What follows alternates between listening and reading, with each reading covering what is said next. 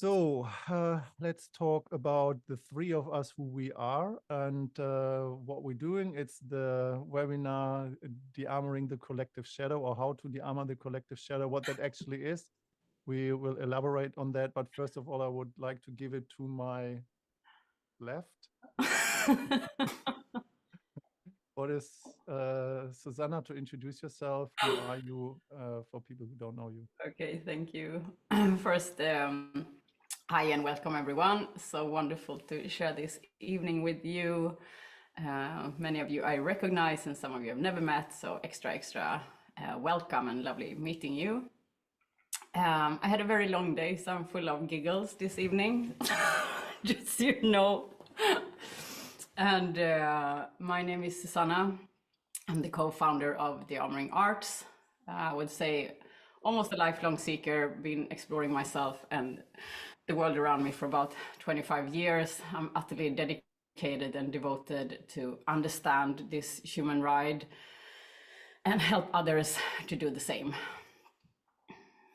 Check. All right, thank you, Sanna. And who are you, Deanne, for people who don't know you? Maybe you don't know it either. Yeah, I'm basically a lifelong seeker of truth and radical kind of exposure, if you like, mainly of myself. So I've been working on myself since I was 17. And my lifelong interest really is the core, like how real am I? Why am I who I am? And how much of me is not exposed, therefore what can I do to expose it? So the shadow work is my lifelong, it's me. You know, I'm friends with shadow. I went to deepest, darkest corners of human experience in my lifetimes. And yeah, I'm a walking example of possible transmutation from shadow into light. And this is my commitment to share that with people. So that's like a very little nugget about me and my life. If you want to know more, you're welcome to ask. Okay, thank you, Sanas. Thank you, Deanne. A few words about myself. My name is Matt. I'm a guest teacher in the Dearmoring Arts. I've been teaching 8 trainings with them both together over the last 4 years, I think. I'm into sacred sexuality. I'm a sexual dearmoring practitioner. I've created a structure that calls somatic consent. Matt, your sound is low. I'm sorry to cut in. Yeah, just turn it up or, yeah. Okay. Much Better? better. Yeah. Okay, wonderful. I can turn it on over there. So I'm super passionate about dearmoring, and I have different experiences about physical, emotional, mental, spiritual dearmoring, and I'm super passionate about guiding people, letting go of their kind of protection shield if they want to. I see shadows as something transformative. I am a shadow hunter myself for my own shadows. And with Sana, for example, we have a little sport where we just calling our own shadows out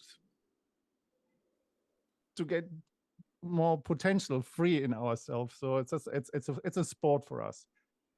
And I don't see the shadows as something negative or wrong. I see that as a potential and as a superpower, as long as we are capable and brave enough to bring that into the open and let it to be seen, because everybody else can see it anyway.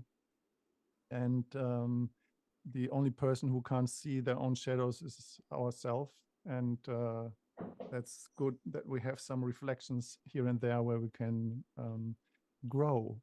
So today we have the webinar, The Collective Shadow. And Deanne, would you like to elaborate a few sentences, or you, Sana, how this has come into the birth? I just want to say one thing first before we go into that. So for you who have never met us before, like this trio, just know that we are very different, but we are kind of moving towards the same cause-ish. That means that sometimes we disagree, and yeah, we disagree, and we can disagree out loud, but we are still on the same page. So enjoy that if you want, and if that happens. But just know that we are three individuals, and we don't claim to know the truth. We are just humble seekers, and we agree and disagree. So I want to frame that and say that. What can look sometimes in the training when we work together like mommy and daddy and children, and then we just like having a public fight in front of people, and people have been in the training, they know us, that we're actually very controversial with our own perception, and none of us is claiming any truth whatsoever. Anyway, giving it to Sana or Deanne, so to elaborate a few words about how does the collective Dearmouring or the collective shadow came into being. So this is one webinar in a series of Dearmouring arts as a lifestyle. And Deanne, would you like to say a few words?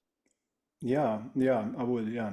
So it, I'm sure most of you resonate with what I'm about to say, but over the last few months, 6 months, 1 year, shit is hitting fan big time. Like globally, individually, personally, people are being forced to look at themselves. Systems are forced to look at themselves. Countries, governments, everything is forced to look at itself and to really question, is it true? Is it real? Is it in integrity, or is it fake bullshit? So this had started intensifying over the last few months quite rapidly, and it escalated in our group recently. We're not gonna disclose who, what, where, but basically the collective shadow and the damage that is done through it to the collective was really highlighted to the point that 3 of us had to step in and say, no, not here, not in this space. You can go and do it elsewhere, but not fucking here. So because of the amount of fire and integrity that was kind of birthed through that process, we decided to throw this webinar because the other one was private. We wanted to open the same conversation of the shadow in public and record it so we can put it on YouTube, and so the collective can actually start looking at itself in a very direct, honest, and transparent public way, because that's where we're headed. We're headed into transparency as a collective, as a Earth. We're headed towards that direction, and what is in the way is shadow. Not as a bad thing, but just as a hidden thing, as an unseen thing, as everything that people don't want to be seen. So this cannot stay as it is. Everything has to be seen. Now we're coming more and more. It's going to intensify to the point that basically everybody knows everything. And if you're hiding it, then you can just go play on your own, because nobody's going to want to play with you. So that's not the world, Earth that we want to create. So coming out of that, we want to open this conversation to probe the field, the collective, about what is the shadow, how do we see it, how do we work with it, how do we actually turn it around, how can we use it to our advantage. Like, we are where we are, right? Like, we can't go back, past is done, future is to be created. So how can we maximize the potential? How can we make the best of what we've all gone through? How can we actually use all of that constructively, lovingly, and forward-thinkingly to create the most amazing Earth and world that we can ever create? That's basically kind of in a nutshell, from my perspective, where this conversation is going. So the other two, if you want to kind of input your 5 cents and kind of give a direction, feel free. Yeah, I'm thinking, I mean, the shadow is such a broad topic, right?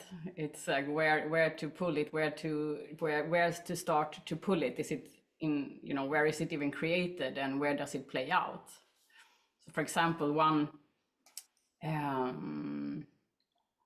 how do we create the shadow? So of course there are different levels and different times in time. Yeah. But if we look at a personal level, and probably it's also inherited by generations, you know, so there are so many different levels. But if we start with something that can feel easier, then is to look at ourselves. So where in life did I, for example, as a child, I was not loved enough. So I started to develop a shadow of overdoing in order to be loved. Yeah. Or I hidden my needs so deeply because I just didn't believe that I was loved if I showed my needs. Yeah. And then the shadow of that can be that I start to manipulate, or I start to be a pleaser, or I become a rapist, or I start to do something because it's too vulnerable to be direct and honest. I mean, it's such a murky and fascinating field. Like, we can even go to the extent of harming other people instead of just showing up and say, hey, I would like a hug. Yeah. So, and so that's how it starts. Yeah. How it starts, that we disown some part of ourselves. We make it wrong, ugly. For example, with sexuality, just look at, priests and religion. They made sexuality so wrong, and we all know the distortion that comes out of that. Just look at the shadow of sexuality in the world and the ripple effect that has, because it hasn't been dealt with in a healthy way. There are people getting raped, child abuse. There is, so much rapist. There is the objectifying of men and women, yeah, and then making it wrong, blaming like sexuality is something wrong. It's a massive shadow. Like, how do we even transform that? What needs to happen in order to lift that into the light? Yeah, and with that comes the one topic that I'm kind of passionate about is the whole like victim power and the victim blame game that's going on, which is useful because the victim was repressed for so many years, and Me Too happened, and then the ripple effect of that became that the victim became the perpetrator. What do we do with that? So there is always, as long as there is not an ownership of the personal shadow, it will just keep on being passed on over and over and over and over and over again. Yeah. So one good thing is to look at, where do I blame something in my surrounding and making that wrong, or hiding from owning up to that, like, and what do I need to look at in order to transform that into the light? You're on fire. Oh, good to feel like this. Good. Yeah, and kind of a few words from my side, copy that. And, each and one of us has, I imagine that this is true, personal interests of development. We all thriving, and we all want to grow and become a better version of ourselves, or a pure version of ourselves. And each and one of us is doing to some degree some personal work, and when we start working with that, my journey started about 30 or more than 30 years ago. And it's just like really digging into my own individual personal story, kind of just like my little me, myself, and I thing, kind of poor me, and what happened to me, and it's so bad, and where I've been born into, and grow on family, and this is all good, and we do all that, and then on one point it's just like the story is just like done, and then just like, what's the next one that we do? And then we just start working more on a community level, or we're working more on the family level, do family constellation, where we just want to clean different stuff up, or we just working more on a national level, so just like the identification that we carry, the country where we're from, what is the kind of political or any other values that we carry. And on one point, and we just actually go beyond that, and the collective level is just like, where are we going as humanity? What is our value as humanity? Where are we from? Where are we going? And what's in the way? And how can we contribute to a thriving community of humanity in total? And before we can go to the next level, we always have to clean up the level before. So if we don't have cleaned up our individual personal level, it's more difficult to have an impact on a collective level, or on a greater level. And we can't even see what's going on a bigger scale. And because the shadows become obvious, the more we have cleaned up our individual shit, and then the levels above. And I would like to share one little example, if I have this minute.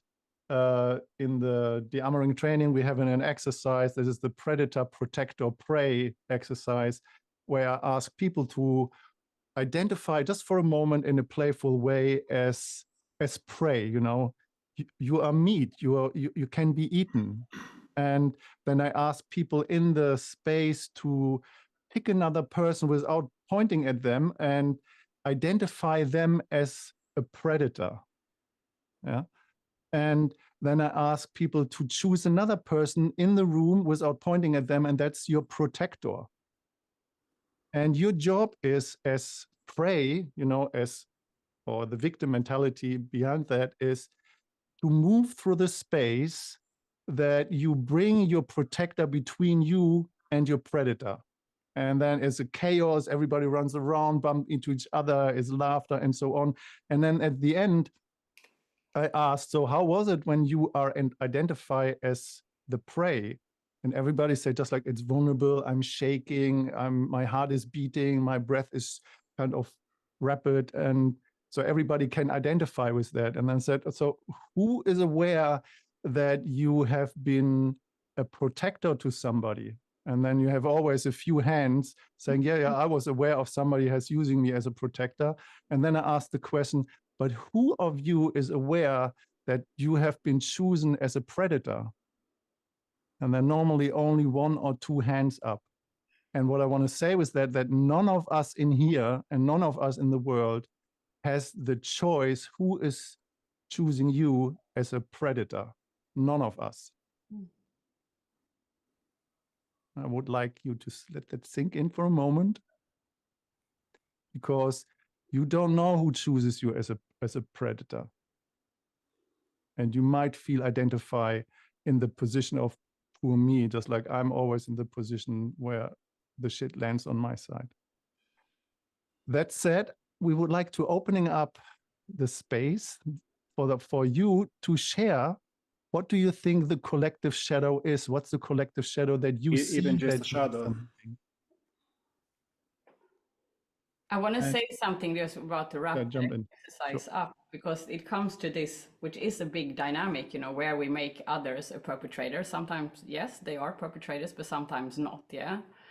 And how much distortion that creates in the world when we invent that somebody is something, that's another shadow. We project or idealizing or project that somebody's a perpetrator. We project this idea onto somebody, so you don't even allow them to be themselves.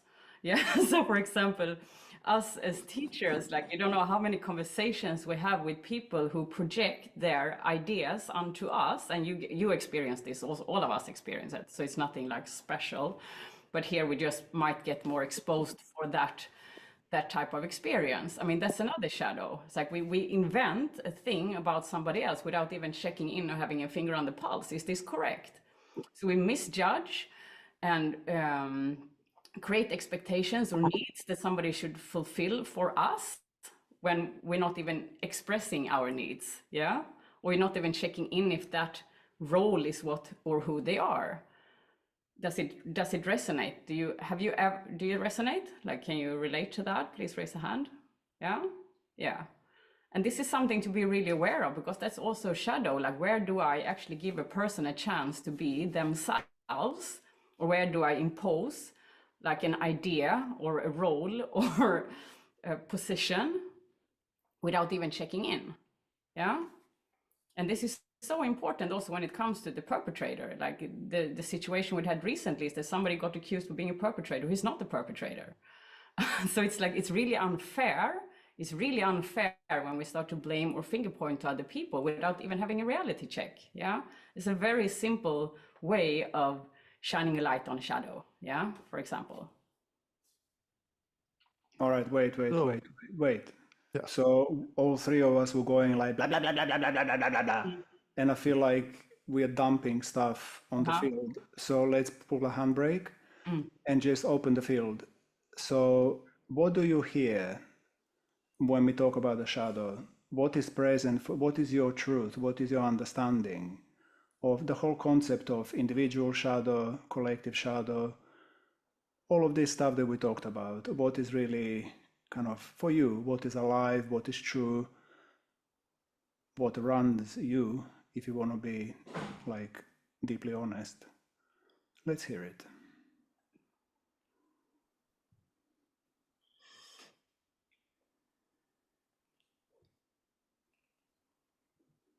Please feel free to unmute yourself and speak. Dearmor yourself.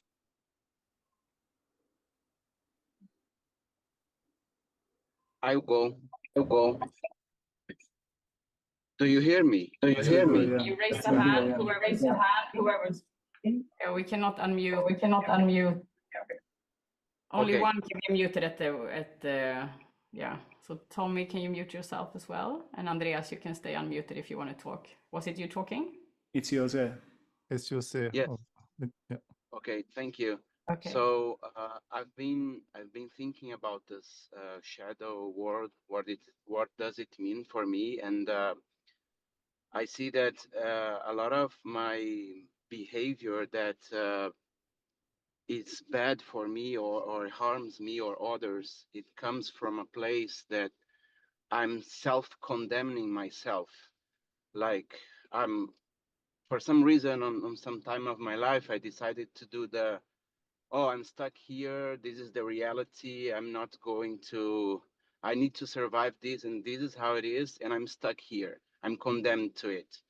So then there is, I noticed on myself, there is this agreement on, I have to survive on this place. I don't have another choice. So I might like living on this self-condemned hell or something. And the things that I do, it's like on this series Narcos, I've been thinking a lot, like Pablo Escobar tells, like plata o plomo, like you're getting hit, you're going to die, or do you accept the bribery? And then the hell is something like this, like, okay, I will accept the bribery. So now that I accept the bribery, I can harm others. I get this right because Wait, Jose, you're losing yourself. You're losing yourself in a story. Can you like come back to how do you see shadow? What does it mean to you? Like bring it back to you in simplicity. So the way that I like to be and to live on a place that I don't have an option. Like I have to survive this. This is hell. I'm condemned inside. So I will do things to like this place. Okay. To be here. So that's the shadow. Like the part of me that likes to not have a light option, but to Justify harm hell. others. Yeah, justify and okay, I'll have like a prize or like something. I can harm others. I can take from others. That's how I feel it. Because I have to suffer this, I'm allowed to harm you. Yes. Okay. Yes. Okay, that's clear. That's clear. Thank you for being straight.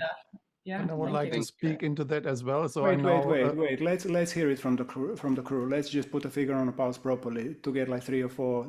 Just let's open it up a little bit. It's very courageous, Jose. Can I say something? Yeah. So based on what you've shared, it seems to me like the collective shadow seems like, from what I've heard, like collective armor actually, that's based on from personal shadow or personal armor. And yeah, it just depends on the way how we're gonna tap onto parts of us and make them visible. Yeah. Okay. Something how it landed, what I've heard. Yeah. Okay. Totally. And it becomes since generations, so it's like it has different layers of being recreated. Yeah, brilliant summarizing. Thank you. Rima, you raised a hand. Yes, for me, one of the biggest questions I have around this topic, which I've been trying to untangle for quite some time, is the relationship, or let's say the conflict of interest between uncovering the shadow and religion. And how do these two play together? Religion is a shadow. You burn in hell for this, you burn in hell. Yeah. Sorry, Rima, can you, thank you so much, but can you just probe it a little bit deeper? Just give us a little more juice, what more do you think about it? It's just something I think about a lot. For example, here in Jordan and in the region where there's, so many things are forbidden because they're considered as sinful. And I think one of the biggest shadows here is to reframe this as a good thing. So how do you bring light to this thing? How do you make light of something that is so ingrained that, oh, it's good that we don't have parties. It's good that women are not wearing what they want, and it's good. So, like, hold on, wait a minute. Are we talking? What are we talking about? Sorry? What religion are we talking about? The most dominant religion here is obviously the Sunni version of Islam. Okay. So for a group of us here, like free-spirited people and artists and people like that, trying our best to just be here. And I think this also connects to what Jose, I don't know if I'm pronouncing the name right, was saying, is like, am I trying to make hell beautiful? Is it, what do I do? Do I stay here and try to help people see and uncover these shadows? Or do I just go somewhere where I feel more belonging and freedom? This is it's a great Thank you. question.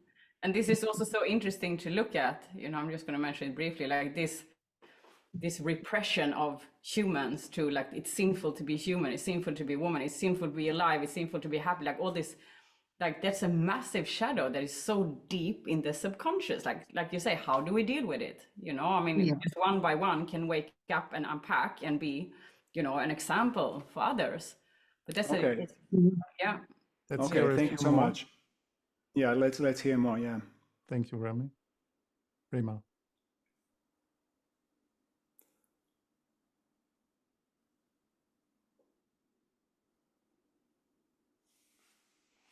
Who else? Are you all living in Paradise, Garden, Eden? Yeah, Mighty.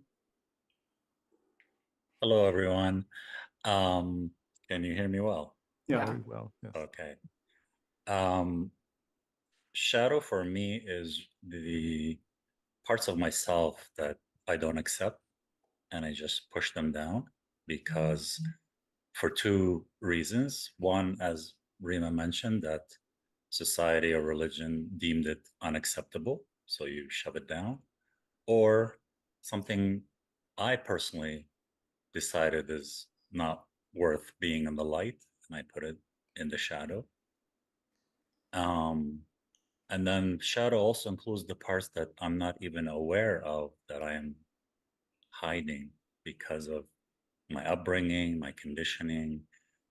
So anything that, for me at least, anything that when I meet someone for the first time, I'm aware that I shouldn't be sharing this, that's just shadow for me.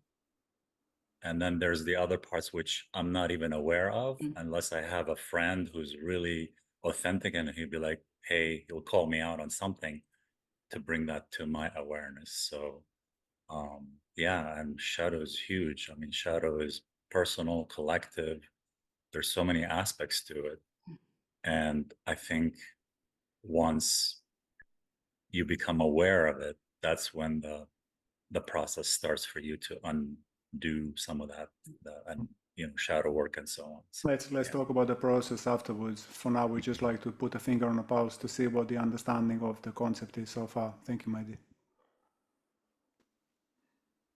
I resonate a lot with what Majdi said. Hello, everybody. I want to just add one thing, that I'm more aware that when there is a shadow of me that don't accept it, I don't see, I'm projecting on the others. Yeah. The part that I don't want of me and I don't accept, I see it and I project it on the others. I say, other person are the reflection of my shadow. Some, yeah. Okay. Thank you, David. Thank you. Any more? What do you hear when we say personal or collective shadow? What's the understanding? What are we kind of working with here?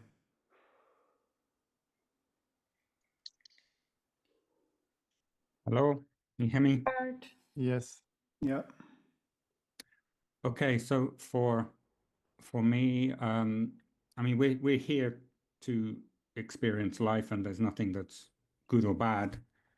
And so shadow is, for me, is something that's I'm unconscious of. patterns, behavior. And you could even look at it in terms of energy. Shadow can be energy.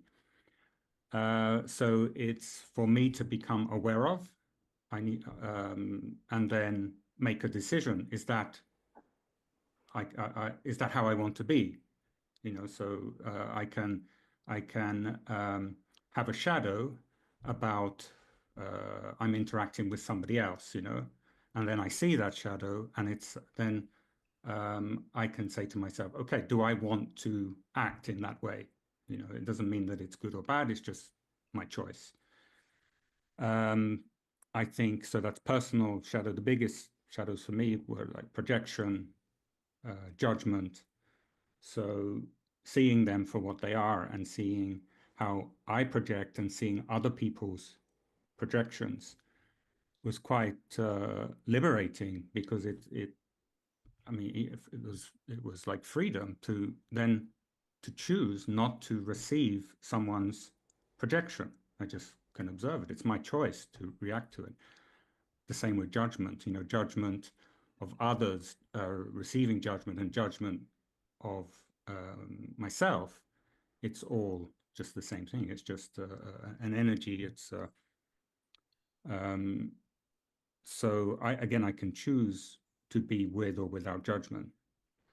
And sorry, you're going to say something? No? I was actually gonna stop you a little bit and to point finger directly. Like, we can talk about this, but let's talk at it. Let's talk into it. Let's be direct for the purpose of this webinar actually producing goodies. So let's start actually acknowledging the shadow. We go now from conceptual and we go into blah, blah, blah. So what would you say, Stuart? Like, which shadow runs you?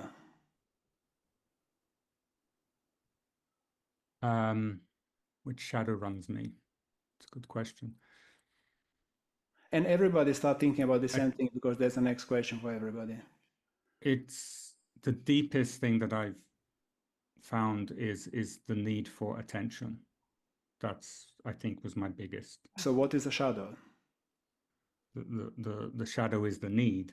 No, the need. That's obvious. That's not a shadow.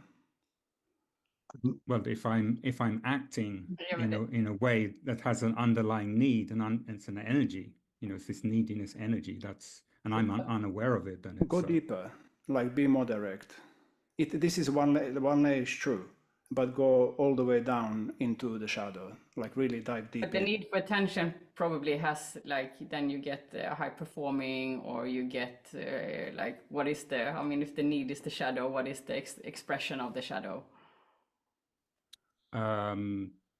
You mean like where it comes from, or? No, that's what Dian meant, where it comes from, but also yeah, this is from my mother, lack of no, wait, no, yeah, there we are, you said it. You should have it. What did you say? Perceived lack of love from my mother. That's it. Lack of love. So the shadow need is not a shadow. Everybody sees it. Shadow is something that is hidden. Neediness is obvious. He's needed, she's needed. That's obvious. That's surface. The depth of it is, I need love. I want love. I'm not loved. And you're hiding that, because in order to show that, it needs vulnerability, and it's open to rejection. It's open to be hurt, double hurt, because you were hurt already. So that's like a massive shadow that runs pretty much 90%.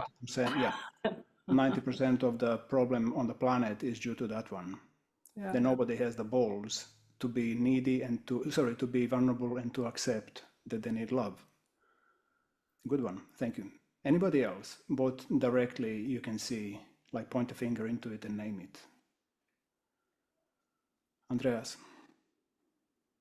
I don't know if it's a shadow, but the thinking of what people think of me all the time, how I should, in my spirituality, express myself and think what people might think of me when I talk about my spirituality.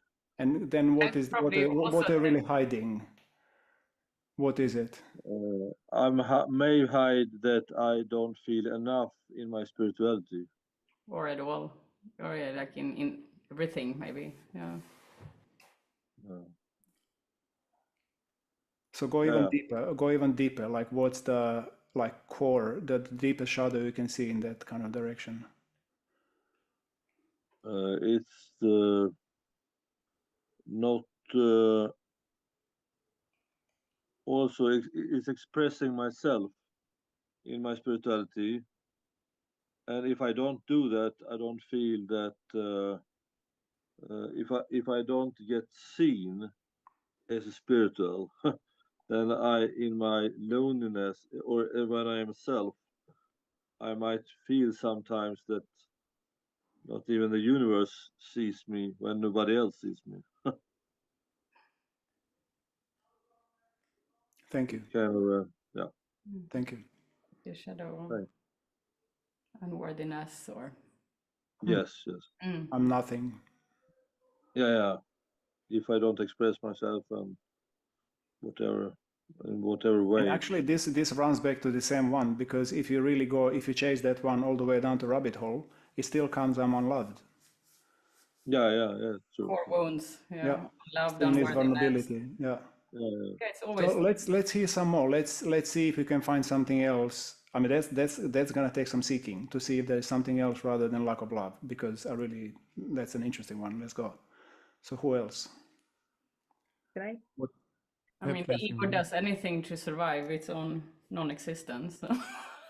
Ivana, go. Yeah, so I'm often hiding myself behind giving, because it's much easier for me to give than receive, because if I put myself in the position of receiving, I will be too vulnerable and show myself as not capable or not sufficient enough. Yeah. And also the need to know stuff and to know things. It puts me also in a mode of a controller. Yeah. And over controlling. What's your shadow then? Yeah. What is it that you hiding? Vulnerability, fear of useless. Yeah. Fear like fear of being average and normal. Yeah. That's also actually masking it. That's also not a. No, it's not. It's not the end. No. Okay. So what could you do? What could you do then to turn, if you would own up to one part of your shadow? I mean, now you sit and you talk about it and you're very clever and you know how to express it. So what would you be an actual action step in order to own a piece of that shadow? What could be one action step? Definitely putting myself in a position where I don't go into the usual role. Sure. Yeah. Challenge it. Yeah, that's good. Challenging myself, and but I would like to go deeper than now what I've said. I can feel that there is more depth to it, but at the moment it's not coming. Okay. Sit with it. Yeah. Feel into the price of hiding behind your shadow. So can you see everybody? I'm just gonna put like a reflection on what's happening in the field. Is that working with the shadows really, it's nothing more than a really caring conversation about someone. If you just if you want to get to the shadow, just give them space to talk, to express, and just go deeper and just hold it. Don't just allow them to speak and ask probe questions. That's one of the ways that we can help each other deal with the shadow, is to actually uncover it, to speak it, to own it, to see that it's just usually comes out of lack of love. But there are others, like what Rima was saying, with systemic shadows, like religion, government. There you actually, this won't work, but we can talk about it in a minute. So But it also comes down to the I'm just looking at it, all these fears, like we have to fit in, be part of the tribe. This is kind of where it boils down to the longing for belonging, the longing to be loved, the longing to fit in. And this is why we allow the control or other to control us, or we start to behave in all the kind of different ways. And when we can look at the shadow from that perspective, we can find compassion for it, you know. But we often meet so many people, or I can speak for myself, that I mean, we are blessed, like we sit here and we listen to you and you have knowledge and you have a finger on the pulse, but there are so many people who don't have that, you know, and they get so scared, you know, when we scratch the surface. You know, I'm sure all of you have met one or two or many more people where you just ask a question, they're like, yeah, everything is fine, you know, or you just know that they are not. But there's such a fear to even show up and say, I have a shitty day, or I feel sad. Like, how did we get so far? Like, how can we normalize just being humans, you know? Yeah, I mean, this is my question. Like, we all know where we are. This is like basically like we all know by now that we got it from our mom and dad, and our mom and dad got it from their mom and dad, because nobody is perfect. They're all full of shit. So it just goes generationally on and on. So we know that. So what do we do about it? Like, it's us here in this group, in this webinar, are people who work on themselves. We are committed to being more than we already are, and exposing everything. So how do we actually help in the first place ourselves, and then the world? Like, what do we do with it? Let's open that question. We have 10 more minutes. Yeah, I would like to add on one little line of thoughts here as well, because we all want to just like make an impact in the world. You know, we all see to some degree that there is injustice, or there is kind of dynamics happening that are not healthy, and we all want to make a change. And I guess to a degree, each one of you has some intention to make a better world where we live in. And I think to a degree that kind of healing the collective shadow can be an individual shadow, because then we don't have to look at ourselves. And that's pretty much what I would like to look at as well. Just like, where at ourselves don't we look at that the collective shadow is reflecting so strong in us? I mean, that's a great point, like the wounded healer, you know, like it's classic, but that's like also kind of a useful shadow until we turn it around and understand. So we use our pain and it becomes power if we wake up to it, you know, and understand the driving motor behind the actions. Yeah.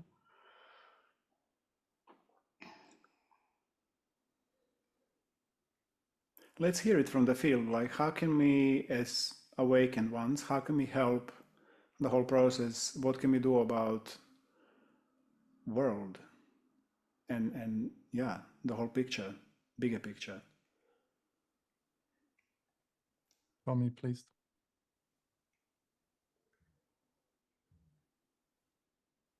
Yeah, unmute yourself. Yeah, I'm muted now. Can you hear me? Yes. Yeah. Great. Yeah, this goes back to Matt. I was thinking about this thing too, or I've been thinking about it. What I usually do is what comes closest to me from the collective, what catches my attention the most. That is often what I need to see in myself. That is how I see, like, okay, why is this so up in my face all the time? Then there is something that I need to look back into myself. That's usually how I've been going at it. Maybe that's just a repetition from your answer. No, it's valid. Great. Thank you, Tommy. Vincente? Thank you.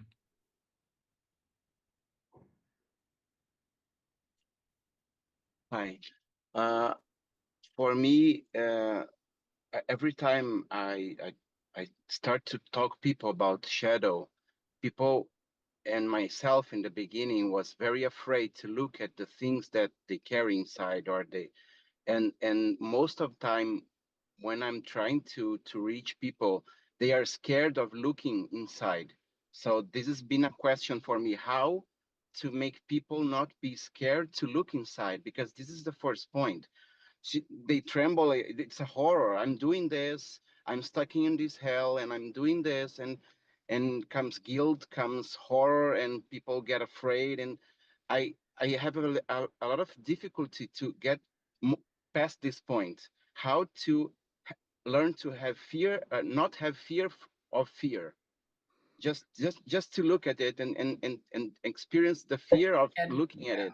So this is my research. I don't know how to do it yet. I can tell you. That's what I have a reflection as well at the end. You start. So the way I deal with it is to show my fear and then to go through it. So when I speak to people who are afraid of something, then I face my own fear, I expose my shadow, I lay my shit on the table in a very vulnerable, human and transparent way, to the point that people can see. First it's like, oh fuck, he's not gonna do that. Oh fuck, he didn't just say that. And then when he does, and he still stays alive and doesn't shrivel, doesn't shrink, and my heart doesn't stop, that shows people the way to do it themselves. So you have to lead by example. Yeah, lead by example is a great, and sometimes also understand that some people are not ready, they don't want to, and then we can just continue to lead by example, and if it doesn't work, it doesn't work. Yeah. Yes. I have somebody I have somebody in my surrounding that I've been for years, you know, and I just tried all angles and reflection, and I was like, okay, and like I cannot force anybody, like it's a free will universe, yeah. But with time and with enough, like Dean said, showing my vulnerability, like when we don't have deep conversations, so I show by example what that my desire is actually to connect, to create connections. I show it comes from love and care, yeah, and through that people start to trust and feel and relax a little bit more, if it's the more kind of closed up type. Yeah. Copy what Deanne and Sana said. It's just become a role model, ownership and radical self-responsibility. And what that means is taking really ownership about everything that is going on inside, and it is never the projection from the outside. To some degree, of course, if you're just living in a society where you have a survival oppression, or you live like in Brazil, where we have a lot of rape culture and oppression going on, it's just or like you said, Rima, it's just hard to break out and being a role model, because it can be lethal if you just actually show up with your honesty.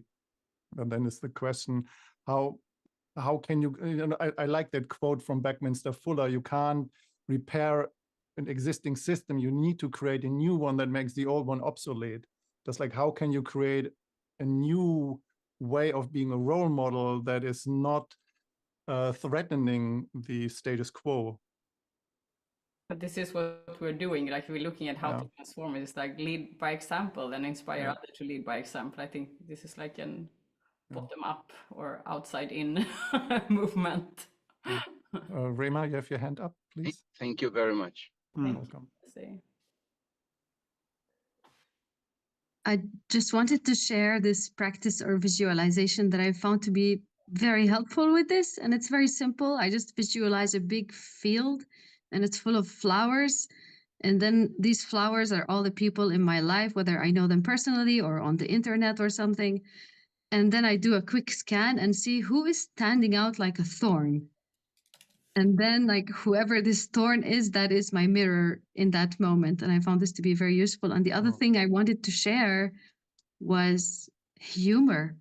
I'm finding humor so helpful when I'm able to laugh at my shadow. And I'm noticing, for example, if I'm saying something, I'm telling a story, and I notice myself lying or hiding or bending the truth, I notice that almost 10 times out of 10, when I become honest and I say, oh wow, actually that was not accurate. I actually bended my story in this way because I wanted you to think this.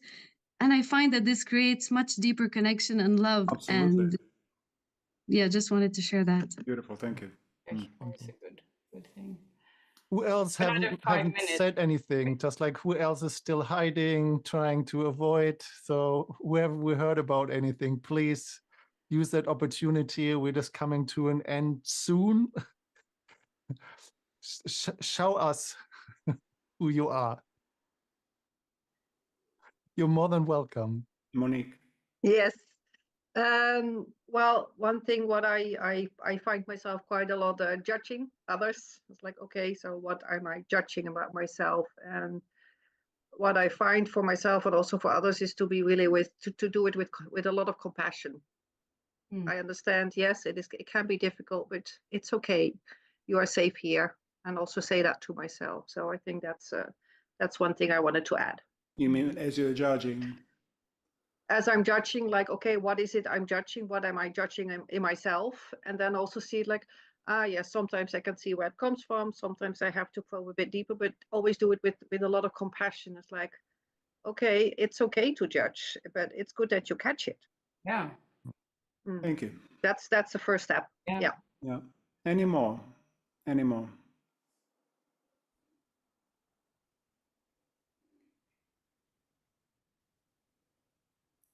Alexios. Hi.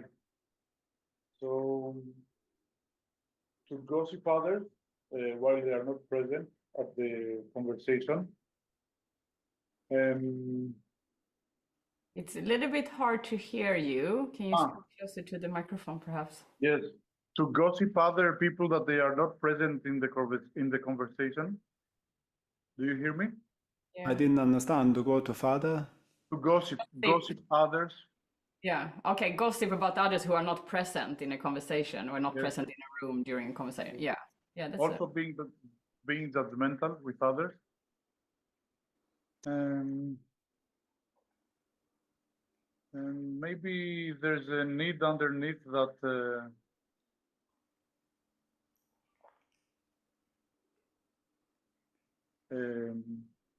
I cannot talk to them directly. Maybe I want to be heard from others. And you get angry because you're not, or is it that's why you backtalk, or?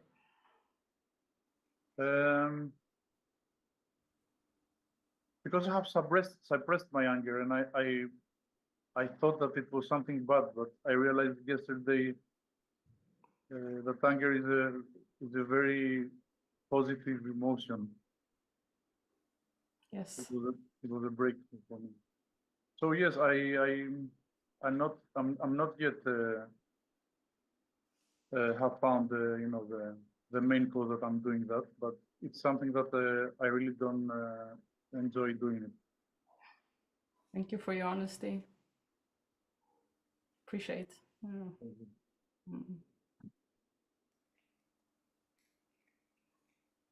One or two more. I love this. I love real, honest, authentic spaces. It's so fulfilling. Yeah, and what you just said, Alexios, is so liberating, because gossip is one of the biggest thing in smaller circles, bigger circles, and this kind of back talking, Chinese whisper, creating stories, and it's gossip about the gossipers. Right, shadow boxing in the dark. Yeah. Okay. From somebody we haven't not heard about, if anybody would like to dare to speak who has not said anything, please. Maybe I have a shadow to confess. Yeah. I think for me, one of the biggest shadows is the feeling of helplessness. So I'm a perfectionist, control freak, hyper independent, super organized, high performer, everything, and fully in my head.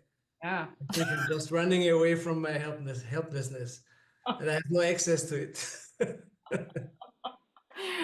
Yeah, that's you're gonna find a point where you're like hunting your tail so much you have to go into surrender, and then poof, where everything collapses, maybe. Maybe you help me to surrender next week when we do Dearmouring by pleasure. Are you going to Sicily? Yeah. Oh, good. Okay. To bring my huge toolbox.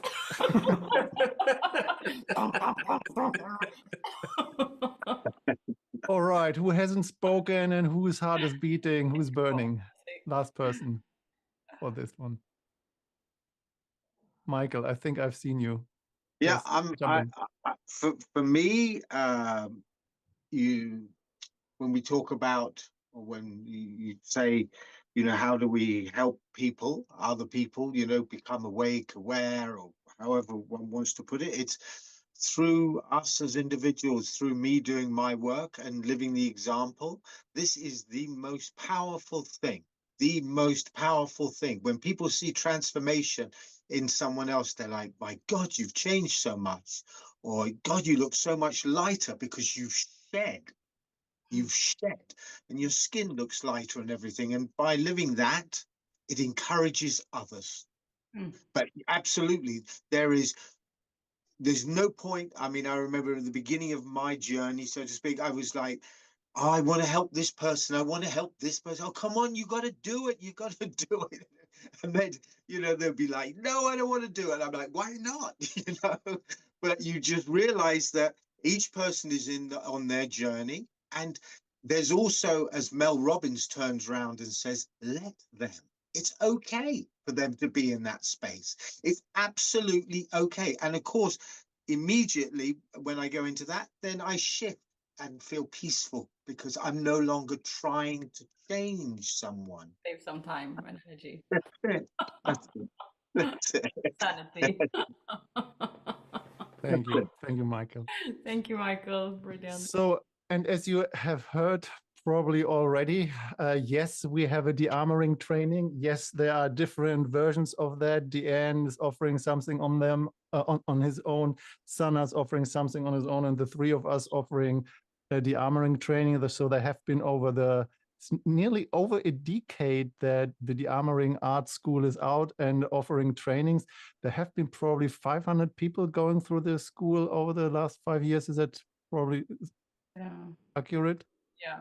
You both want to say a little bit about what's coming up next and what are we doing and how are we doing it? What does a dearmoring training actually are, and how do you get through your own shield, through your own protection, through your own layers?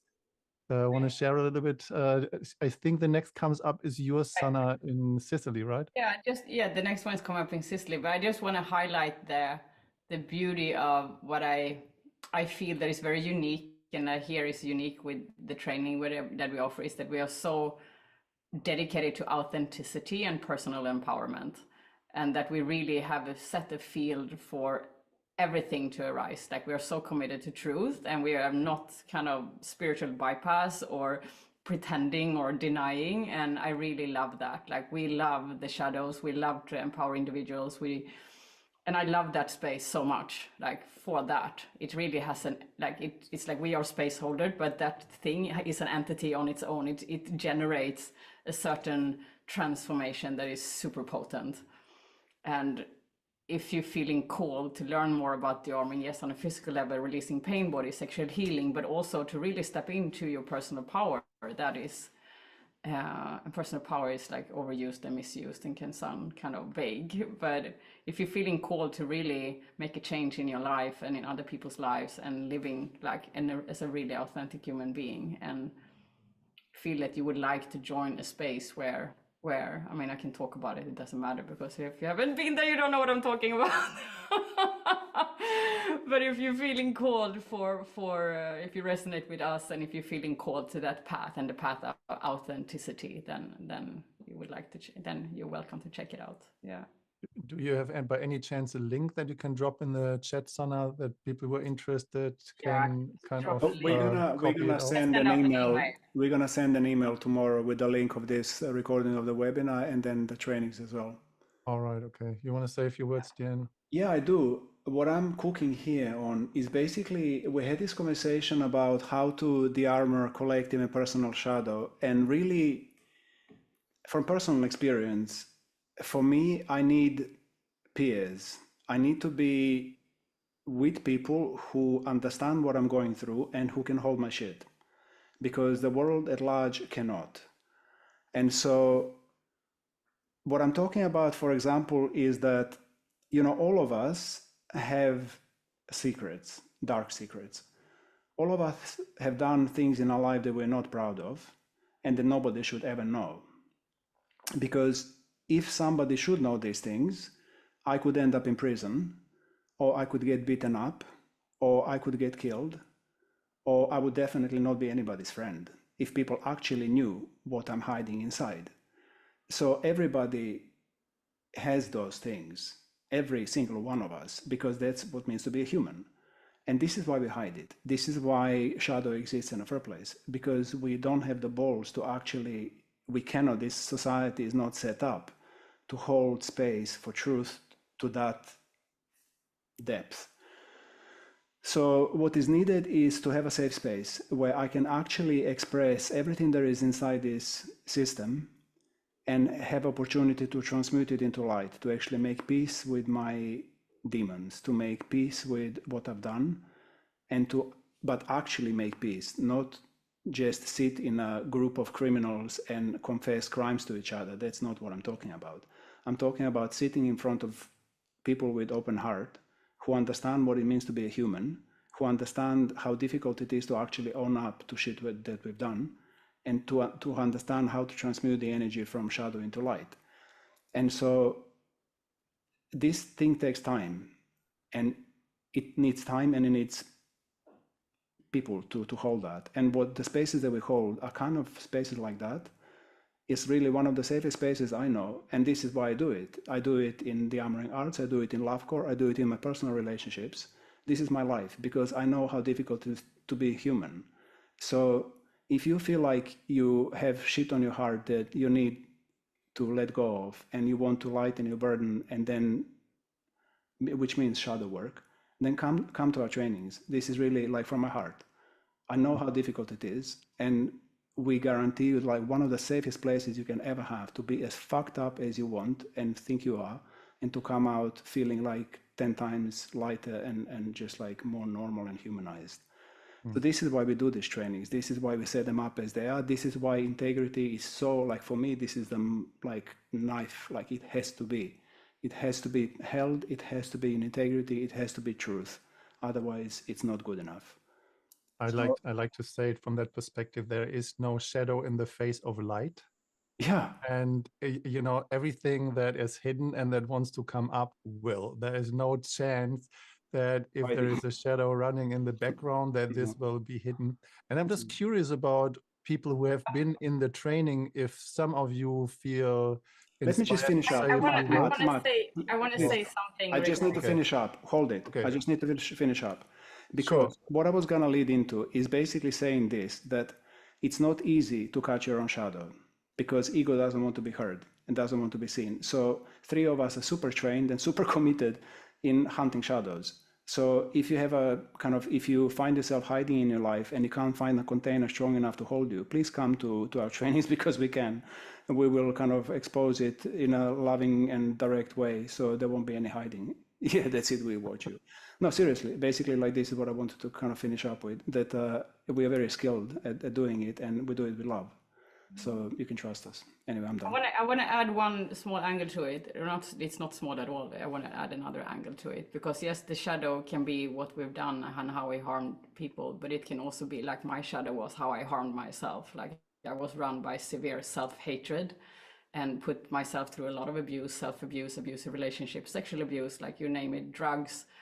Like, I was so unworthy and so useless and worthless, and that was my shadow. Yeah.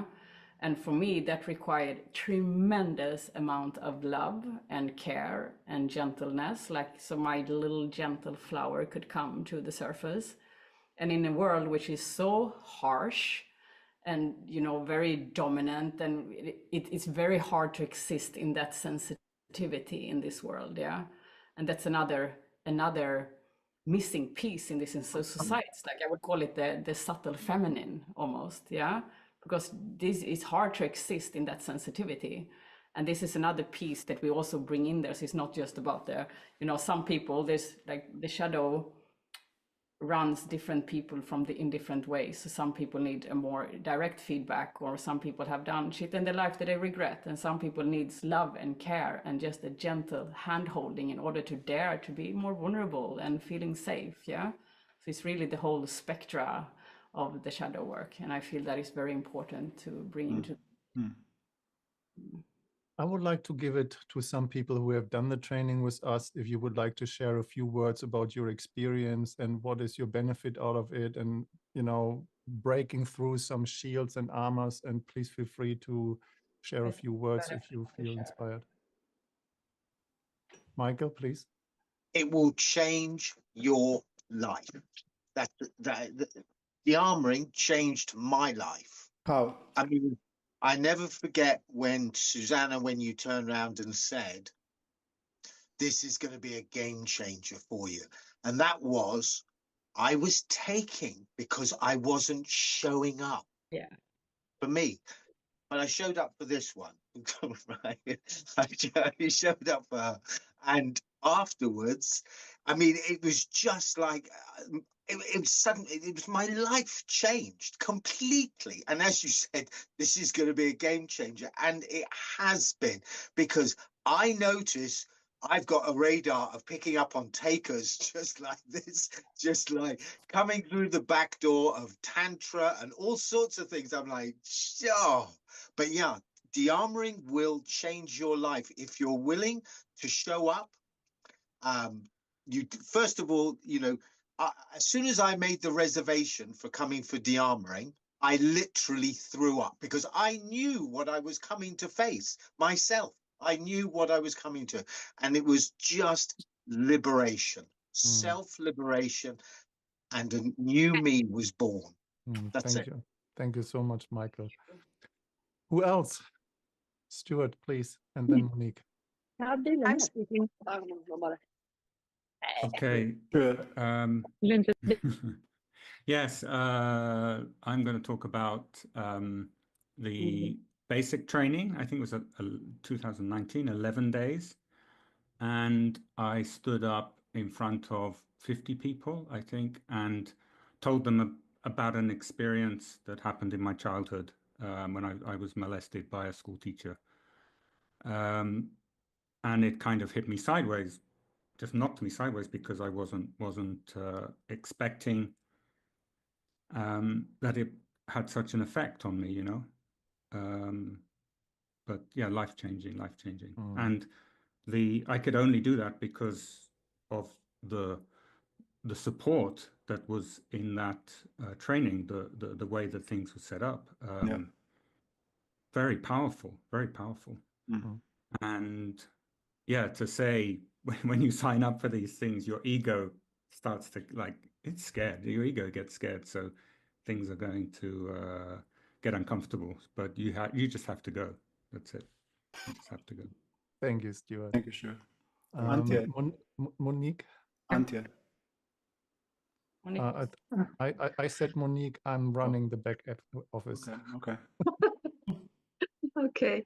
Well, I did the dearming training, I think in 17, the first one.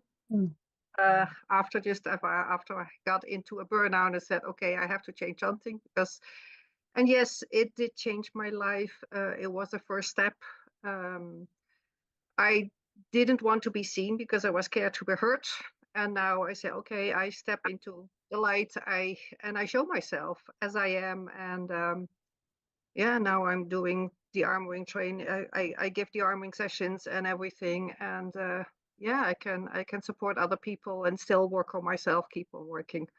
So it has been a few years that have been changing again. And yes, you three, well, with Suzanne and with Matt, actually you four with Suzanne Worsgaard, they really, yeah, you really give a wonderful example of exactly being authentic and being there, and if necessary, going straight ahead and cut through the bullshits, and other moments really with deep care and love, and yeah, really beautiful example. And I still look up at you and it's like, yes, this is how I want to be too, and do my work as good as possible.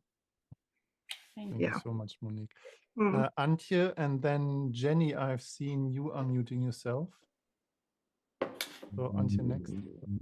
Okay, I don't know, you can see me. I think not. It's not working. No, the we can't camera. see you, can hear you. You're in the shadow. Great. Okay, yes. So I was in the training in Sweden last year, and it was really changing my life because I start to feel myself, and I start to feel the pain, and I really learned in the training to enjoy the pain. And in the same moment, I start to feel the joy and happiness, and to feel my clients, I'm midwife, and to feel my children. And it was really changing my life, and I'm really grateful. And it don't stop. So from this retreat in Sweden, every day until now, it's changing a lot because I feel myself. Thank you so much. You're very welcome. Thank you sister. so much, Antje. So I don't know if Jenny, I saw you unmuted, but then you stopped. Would you like to speak in this order? Then speak now. Otherwise, it's Davide and then Astrid. And then time to wrap up. And then we wrap it up, yes. 3, 2, 1. Okay, Davide, go, and then Astrid. Okay, in many years, 30 years of research to work on myself, I choose these three mentor, because I had many tantra, theater, singing. But what these three person give it to me, it is the fact to be honest and authentic, and show to me I am also a human, I also shit, I'm going through troubles, and I'm working on myself. This was for me one of the most the better things, that I can trust you. I can trust in the space you are, because you don't put you in a pedestal, you don't put you up on me. You are like me, you are with me to support me, also to be strong. I can say there are times they are strong, there are times that are loving and soft. It depends what I need to help myself to liberate, to see a shadow, to liberate a shadow, depends what I need. So this is a very safe and lovely and human environment where to see ourselves and grow. Thank you, David. It's Dearmouring Arts. Yeah. Astrid, please. I have been with them for 3 times in the trainings, assisting and participating. And for me, it was a life changer. First situation showed up and it was a ripple over a long time. I can remember when I was screaming to Dean, projecting my father on him. What happened? Can happen.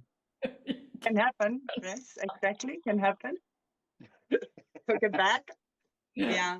But that was like, yeah, what I want to say with this, the deep grief and sorrow and pain, what was sitting there. And I really loved what you actually said, Sana. Some people need not a harsh razor blade. They need actually loving, caring.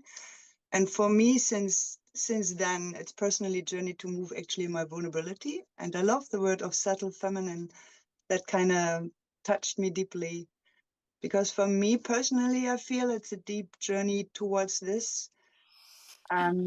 Yeah, putting the male aside, which is already there, but doesn't need to be so strong. So like, and the feminine never really felt safe in me, and coming through this, and with this being here, I love you dearly.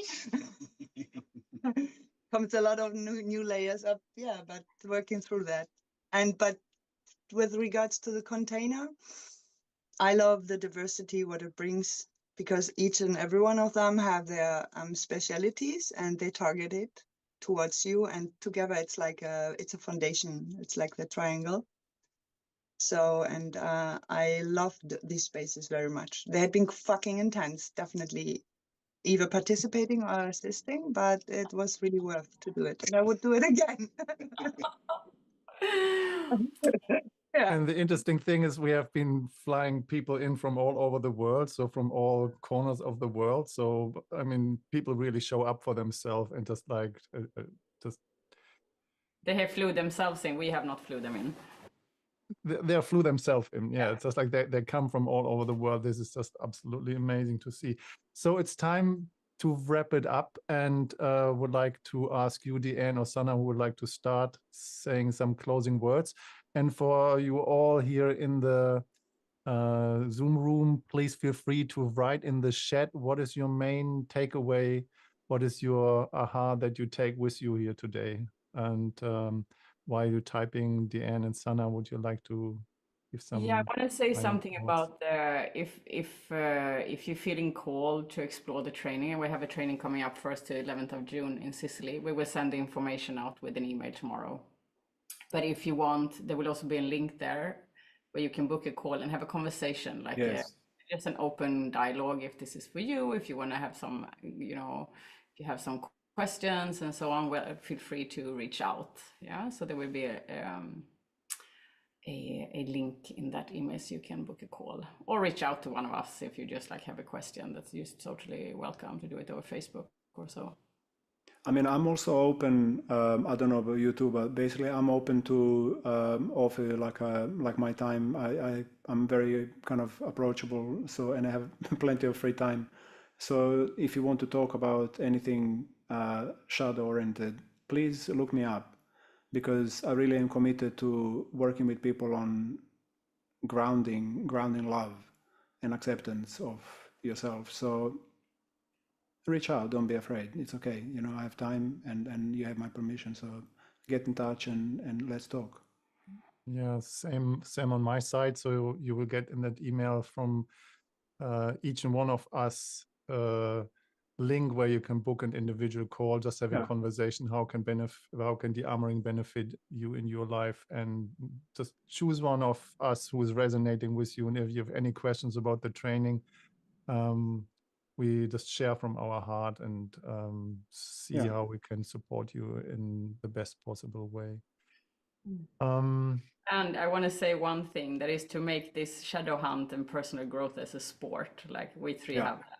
Yeah, and really, after this evening, like really tap into what is the one thing you could do to grow into more of your power and potential. Like one little fear that if you turn around, is it somebody you're interested in, you can, ask to share time with? Is it something vulnerable? Can you ask somebody for help? Do you need to confess something? Do you need to apologize? What is one thing that you can do to liberate yourself?